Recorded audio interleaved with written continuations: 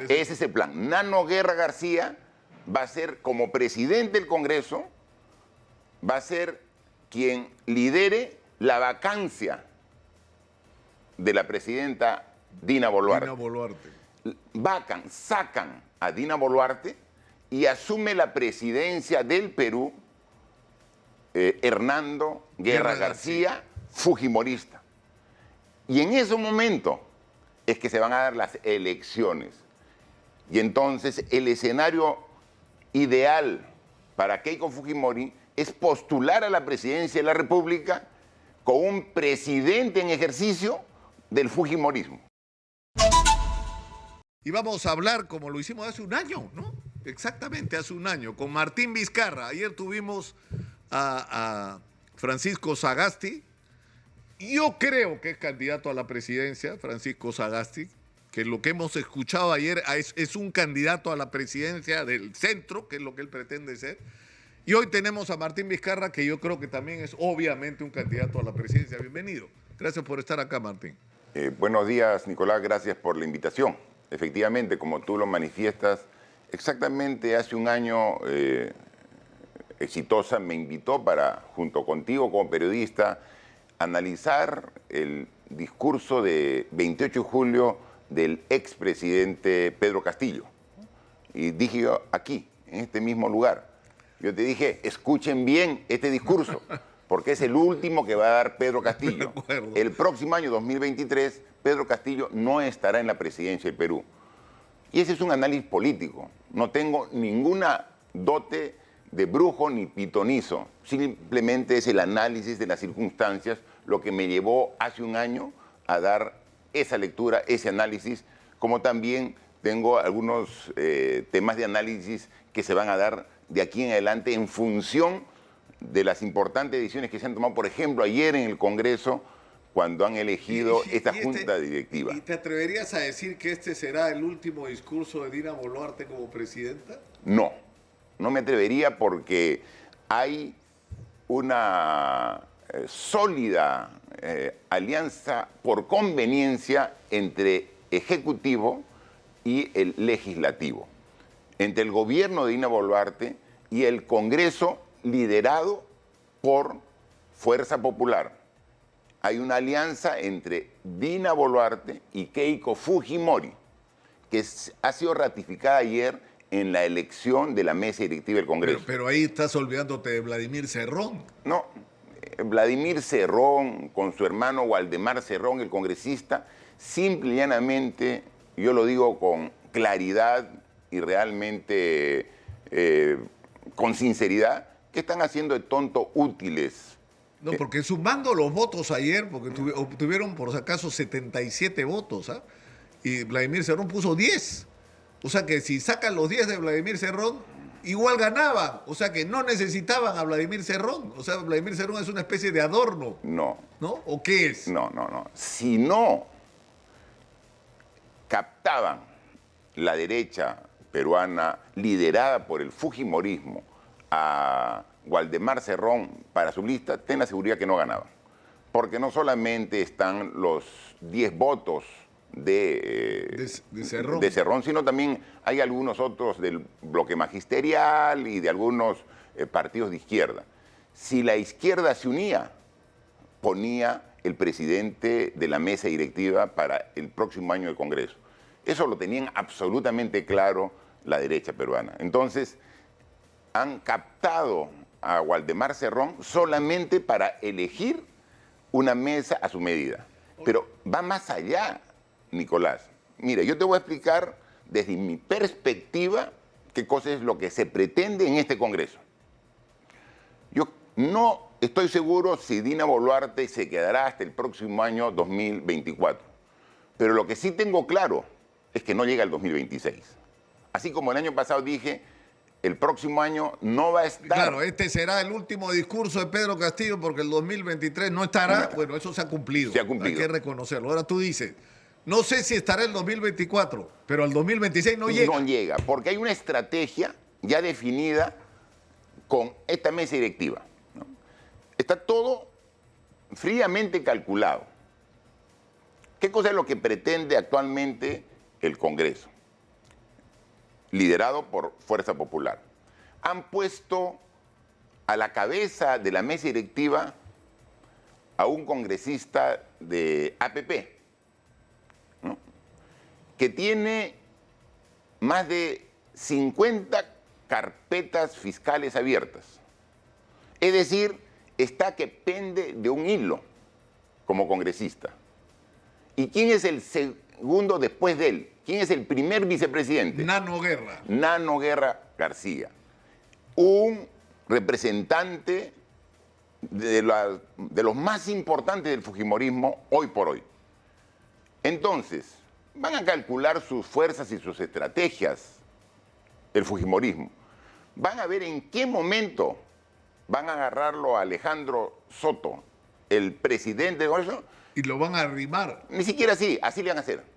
O sea, ni siquiera necesitan la mano. ¿Y ahí qué pasaría? ¿Entraría Nano Guerra como presidente del Congreso? Entra Nano Guerra. Lo cual supone que si sale Dina Boluarte de aquí al 28 de julio del próximo año, el presidente de la República encargado sería Nano Guerra. Así es. Va a ser ese es el plan. Ese es el plan. Nano Guerra García va a ser, como presidente del Congreso, va a ser quien lidere la vacancia de la presidenta Dina Boluarte. Dina Boluarte. Sacan a Dina Boluarte y asume la presidencia del Perú Hernando Guerra García, fujimorista. Y en ese momento es que se van a dar las elecciones. Y entonces el escenario ideal para Keiko Fujimori es postular a la presidencia de la República con un presidente en ejercicio del fujimorismo. Para pero además, el problema es que para eso, es decir, eso tiene, y la candidata sería Keiko Fujimori, que tendría que eliminar, o sea, bueno, Rafael López Aliaga la está ayudando con el mal gobierno que está haciendo en la Municipalidad de Lima, o sea, no es que Rafael López Aliaga haya crecido como líder, le ganó con las justas a Urresti, y yo creo que en vez de crecer en imagen se ha disminuido. Pero por el otro lado tendría que eliminar a otros, o sea, a otros candidatos, y el procedimiento parece ser el de la criminalización, ¿no es cierto? O por decirlo de una manera más precisa, la judicialización de la política. Así es. Que eliminar candidatos. ¿Tú crees que eso va a pasar? Por ejemplo, tú no puedes ser candidato en este momento por una decisión del Congreso. Así es. Porque como tú lo has dicho, la política ha sido intervenida por la justicia. Mira, yo he sido políticamente y abusivamente sacado de la competencia política por el Congreso. Yo he presentado sendos recursos de amparo. Duermen el sueño de los justos. ¿Tú crees que si en ese contexto tú logras romper todos esos bloqueos con la intervención de la Corte Interamericana, tú le ganas a Keiko Fujimori una elección? Mira, está demostrado en la historia. Las 3 últimas elecciones, quien ha postulado contra Keiko Fujimori le ha ganado. Pero ella no se resigna. No, y nunca se va a resignar, porque ella se cree la heredera de Alberto Fujimori. Digo, la heredera política. Se considera la única heredera política de toda ese respaldo que en un momento tuvo Alberto Fujimori. Y hay que reconocer, Alberto Fujimori en su primer gobierno hizo una transformación del país, hizo trabajo muy intenso, el primer gobierno de Alberto Fujimori, y generó toda una corriente de respaldo a esta política implementada por Alberto Fujimori, que luego, en el segundo y después en el intento, el tercer y en el autogolpe, lo borró de manera radical, todo lo bueno que hizo, ¿no? Keiko Fujimori, ella siente que es la única heredera política, y entonces va a ser candidata una cuarta, una quinta y una sexta vez. O sea, no hay nadie en el partido fujimorista que pueda competir a la interna con Keiko Fujimori. Entonces, ha dicho, no puedo ganar tal como están dadas las condiciones. Necesito una ayuda del gobierno. Fácil. Tomo el gobierno y ahí postulo. ¿Cómo lo tomo? Eligiendo una junta directiva, etcétera, etcétera, etcétera. Pero según lo que tú dices, eso sería parte del plan. La otra parte del plan sería eliminar a todos los candidatos que sea posible. Y lo está haciendo. Y lo está haciendo. Por supuesto que sí. Miren, el Congreso de la República capturó el Tribunal Constitucional. Lo ha capturado. Todas las sentencias y decisiones del Tribunal Constitucional están alineadas a lo que define el Congreso. Ya actualmente han sido denunciados constitucionalmente los miembros de la Junta Nacional de Justicia para removerlos del cargo y poner gente afín a la fuerza mayoritaria del Congreso, que es de derecha, para que los próximos jueces y fiscales supremos estén hechos a la medida de lo que pretende el fujimorismo. Y adicionalmente a ello, ya está anunciado que van por el Jurado Nacional de Elecciones, los organismos electorales. O sea, el escenario sería tomar el control del Congreso a través de Nano Guerra, sacar a todos los opositores posibles por la vía judicial o por maniobras como las inhabilitaciones desde el Congreso de la República, y tomar el control de instituciones tan importantes como el Jurado Nacional de Elecciones para, digamos, quienes estén al mando de estas instituciones sean amigables, digamos, eso claro. Desde tu punto de vista es la estrategia. Pero, a ver, dime, Nicolás, tú que eres un acucioso analista de la realidad y de la política, ¿hay algo que vaya en otro sentido de lo que estoy planteando? ¿Hay algo que me diga, oye, Martín, estás equivocado? ¿Cómo se te ocurre eso? Pero yo pregunto, ¿hay algo que pueda detener eso? Solamente porque no paran de avanzar. Solo la indignación. O sea, Dina popular. Boluarte está donde está porque Keiko quiere que esté. El día que no quiera, no estará. Por eso es que es absolutamente irrelevante lo que mañana la presidenta del Perú dé en su mensaje de Fiestas Patrias. Es absolutamente irrelevante. ¿Qué interesa lo que diga? Si finalmente ella no gobierna. O sea, Dina Boluarte no gobierna el Perú. Las decisiones que se toman son a través del Congreso de la República. Esa es la situación actual. Ahora, yo quiero plantear una interrogante que quisiera me la respondas tras la pausa, que es la interrogante que creo que todos los peruanos los hemos hecho. Es decir, de pronto Vladimir Cerrón aparece, digamos, figurativamente el brazo de Keiko Fujimori, después de que Keiko ha dicho que este señor no solamente era la amenaza comunista y caernos por el abismo de Venezuela y que nos quería convertirnos en una Cuba, sino que encima le habían robado las elecciones, que este señor era el ladrón de elecciones. O sea, de eso hablamos. Y en el otro lado, Vladimir Cerrón, ya sabemos lo que decía de Keiko Fujimori, ¿no es cierto? No es necesario recordarlo, ¿no? O sea, se ha construido como figura política en esta especie de guerra contra el fujimorismo. Entonces, ¿cómo se condice esta alianza? Es decir, disculpando la grosería, ¿nos huevearon estos 2 años? O sea, ¿no era en serio la bronca de que acá había habido un fraude electoral? O sea, ¿engañaron a la gente? ¿Sacaron a la gente diciendo que había fraude? Porque ahora resulta que Dina es la presidenta legal y constitucional, pese a que fue electa en la misma elección que Pedro Castillo, y está en el brazo de Vladimir Cerrón. Eso, ¿cómo lo explica? Pero tras la pausa, por favor. Tras la pausa.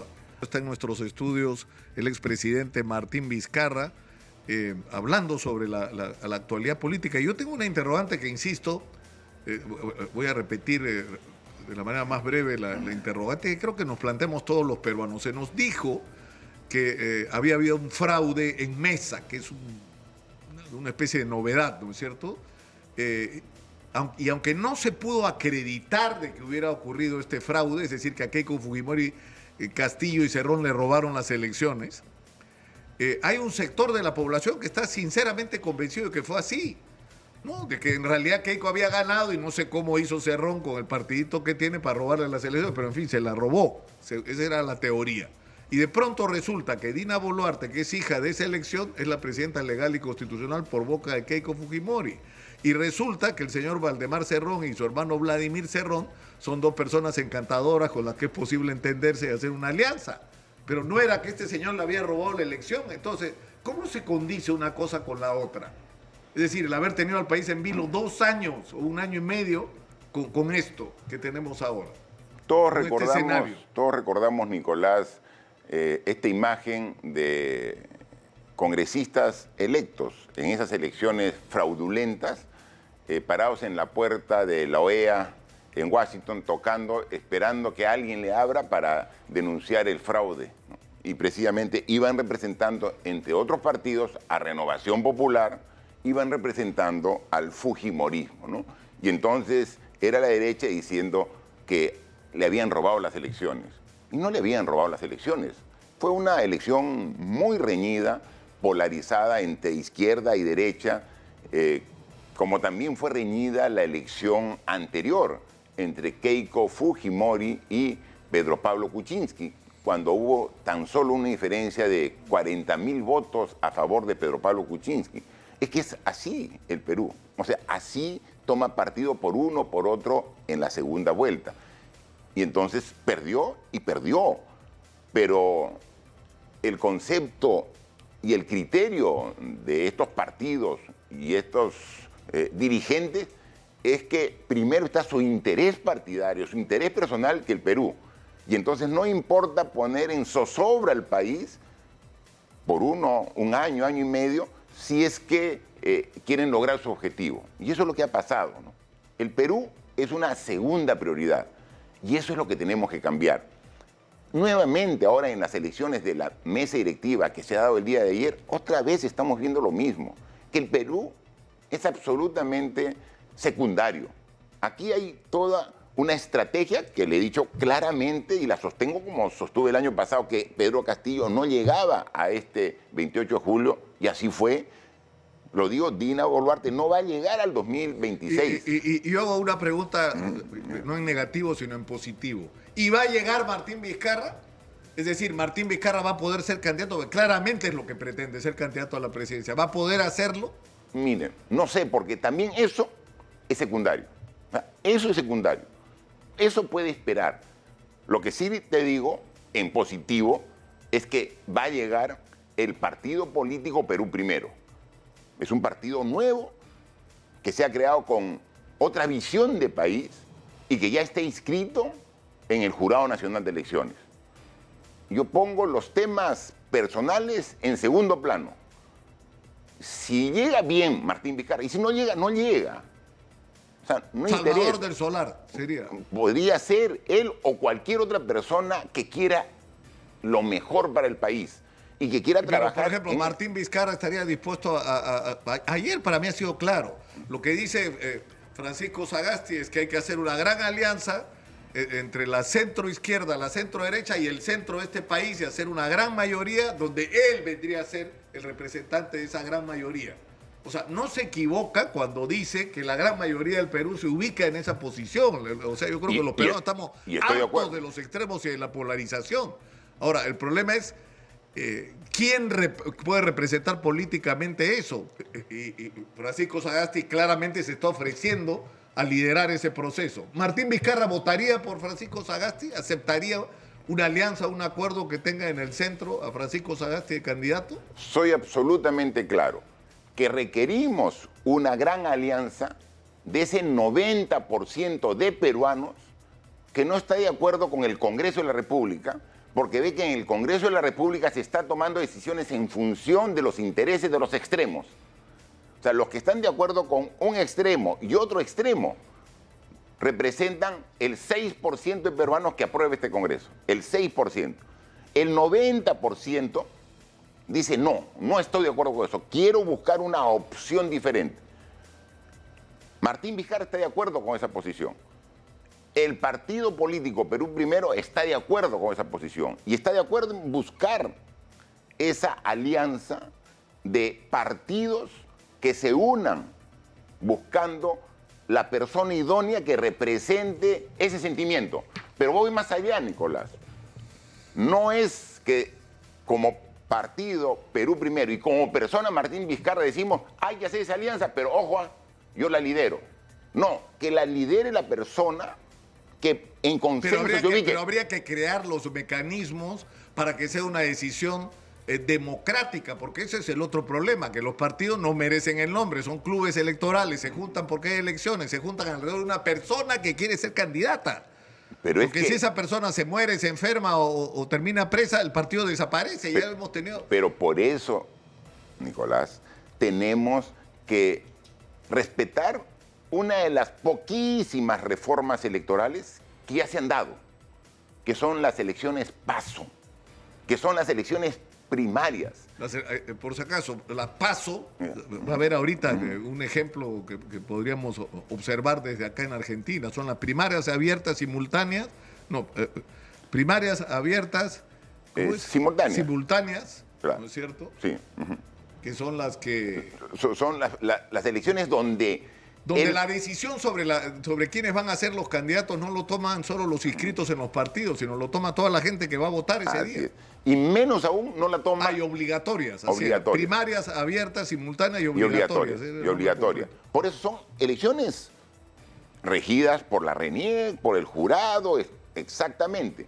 Y entonces los partidos políticos proponen a los candidatos al Congreso, al municipio, a la región o a la presidencia.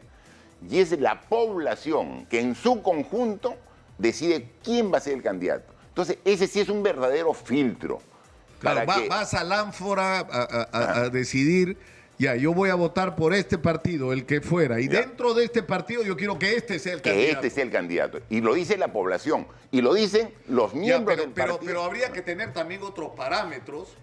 Y yo no quiero, ya nos hemos enfrascado en algún momento en una discusión sobre los cargos de corrupción que hay en contra tuya, ¿no es cierto? Y no quiero enfrascarme otra vez en esta discusión. Yo tengo un punto de vista, tú tienes el tuyo.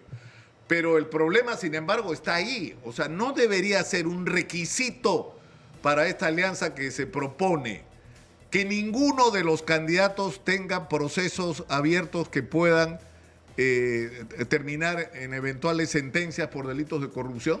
¿No podría o no debería ser un requisito para vacunarnos en salud? Mira, tendría que ser, obviamente, que ninguno de los candidatos tenga ninguna sentencia. Porque yo mañana te puedo abrir un proceso. O sea, tú eres mi rival político, mañana te abro un proceso. Voy a la fiscalía y te denuncio y te abro un proceso. Ya te eliminé de la competencia.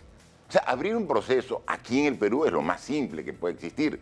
O sea, yo te abro un proceso, entonces, muy bien, ¿a qué rival político quiero quitar de la competencia? A tal, le abro un proceso.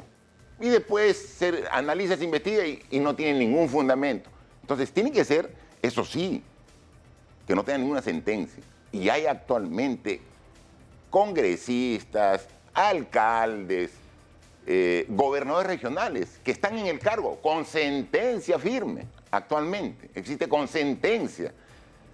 ¿Cómo se pasaron?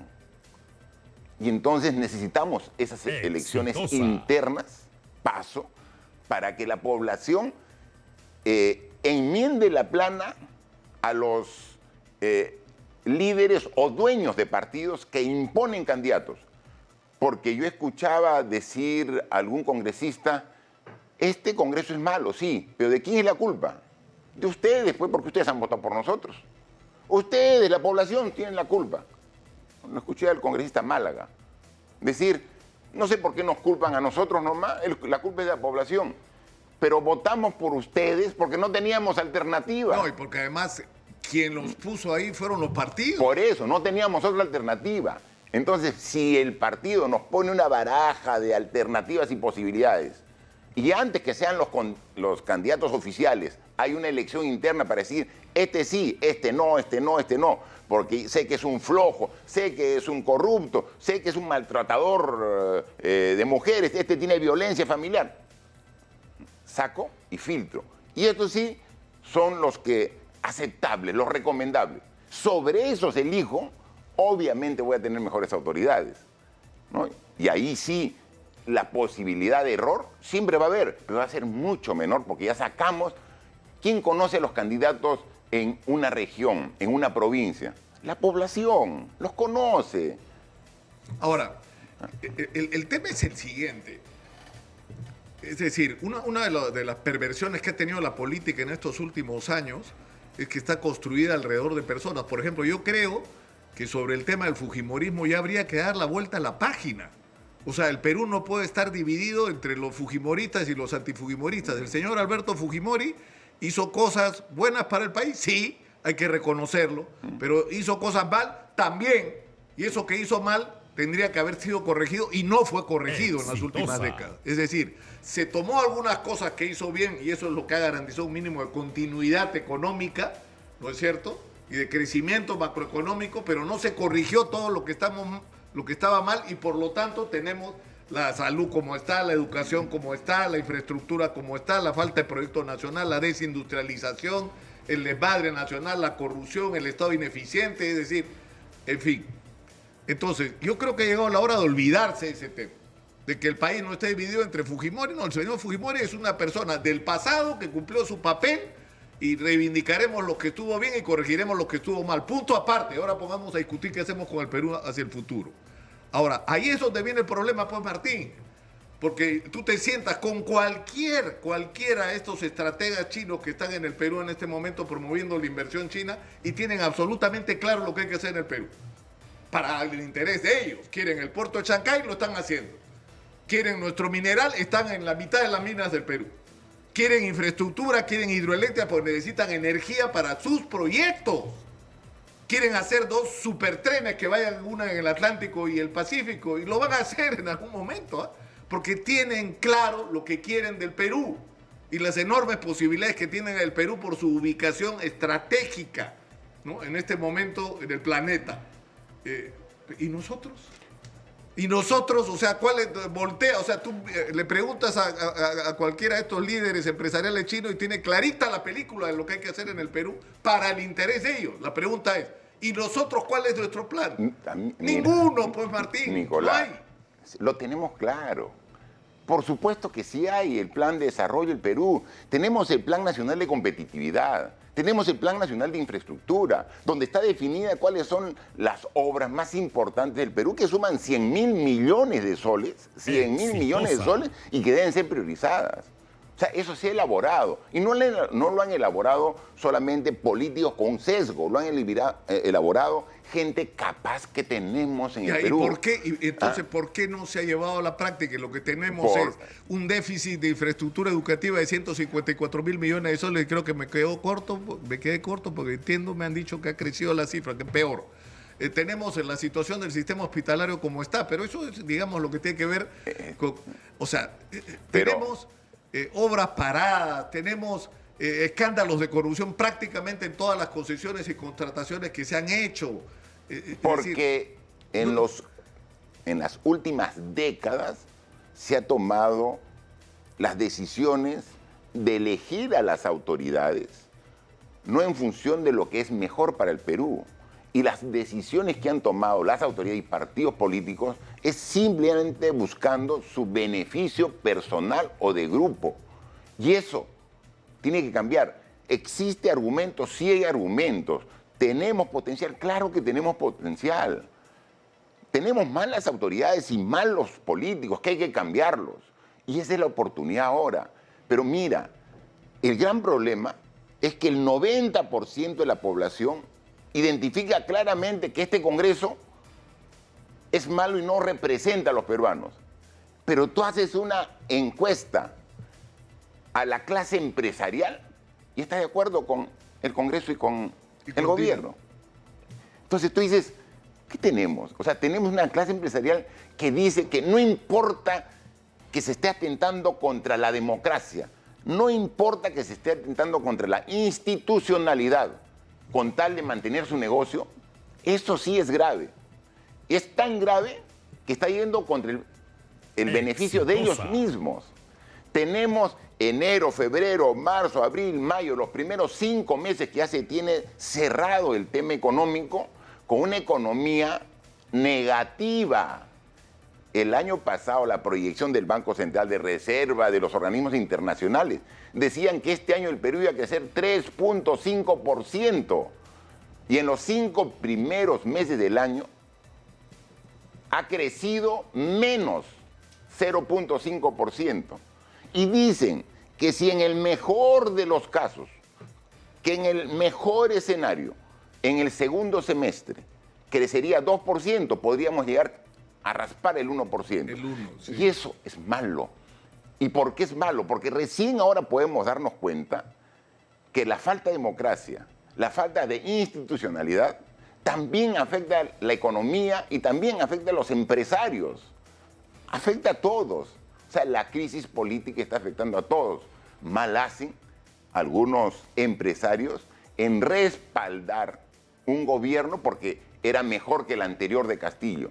La situación política realmente ahora está teniendo consecuencias en el bolsillo de los peruanos. Hay familias que están en crisis alimentaria. O sea, crisis alimentaria significa que no tienen qué comer. Mientras que tú dices, ¿qué muelle, qué puerto priorizamos, qué carretera, qué mina? Hay familias que no tienen qué comer al día por la situación política que ha derivado a una crisis económica. El problema es que si haces eso que hay que hacer con respecto a la inversión, vas a tener los recursos Pero para resolver el problema de la Yo te lo gente. aseguro que eso lo tenemos. Hay un plan de competitividad, hay un plan nacional de infraestructura. Existe, pero no lo van a llevar a cabo cuando la prioridad de nuestra presidenta Dina Boluarte es simple y llanamente cómo sobrevivir. No está pensando en cómo progresar. ¿Tú crees? Porque ella, aunque fue contradictoria, su primer discurso dijo que iba hasta el 2026, de ahí se arrepintió y dijo que se iban a adelantar las elecciones. Además, presentaron un proyecto para adelantar las elecciones y ahí ha reculado y se ha tirado para atrás. ¿Por qué? Por el temor a que el día que deje de ser presidenta va a estar en manos de la justicia por el tema de los 60 muertos. Va a estar ella en manos de la justicia, se vaya de acá un mes o se vaya acá 3 años. Va a estar en manos de la justicia y va a tener que afrontar la justicia. No sé para qué hace larga su agonía. ¿Para qué hace larga su agonía?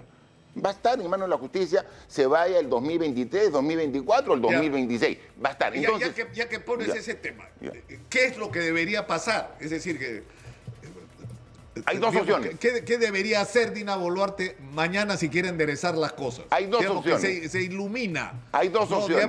No escucha ¿no? A Otárola. A Otárola y a su hermano. Ni a Keiko. A Keiko y escucha, no sé, a asesores, a Julio Escapapietra o a Mejía.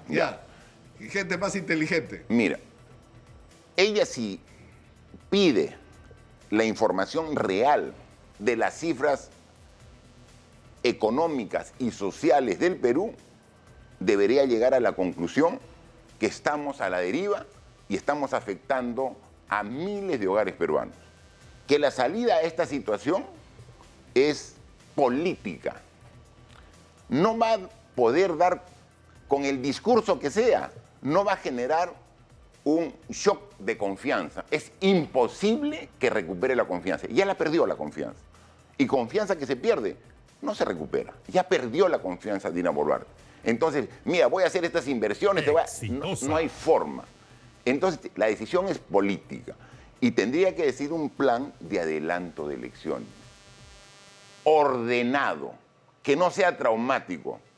Porque si no lo hace de manera ordenada, a través de una decisión del máximo nivel de la Presidencia de la República, se lo van a plantear el plan de adelanto de elecciones de manera forzada. O sea, más le vale tomar la iniciativa, o sea, irse ordenadamente a que te saquen un día la mala. A que te saquen un día. Que te levantes una mañana y te enteres de que hay una moción de vacancia presidencial que ya tiene 89 votos. Y que en una semana ya saliste. Punto. En una semana ya te fuiste. O sea, te enteras y perfecto. O sea, ordena tus cosas. Haz tu transferencia ordenada.